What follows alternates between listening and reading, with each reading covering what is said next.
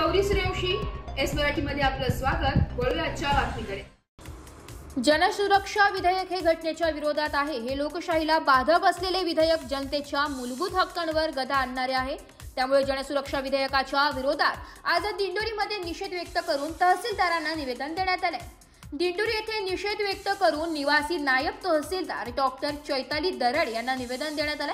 सामाजिक चळवळीतील कार्यकर्त्यांची मुस्कटदाबी करून हुकुमशाही आणण्यासाठी हे विधेयक आणले जात असल्याचा आरोप शिवसेनेने केला आहे। यावेळी शिवसेना ग्रामीण उपजिल्हा प्रमुख सतीश देशमुख, तालुका प्रमुख पांडुरंग गणोरे, मनसेचे उपजिल्हा प्रमुख मनोज ढेकले, अरुण गायकवाड, शहर प्रमुख संतोष मुरकुटे, अंबादास गांगुर्डे, गोटीराम कदम, काशीनाथ बदाते, धनराज चव्हाण, एकनाथ वसाळ, विजय चव्हाण आदी बहुसंख्येने शिवसैनिक व मनसेचे कार्यकर्ते हजर होते।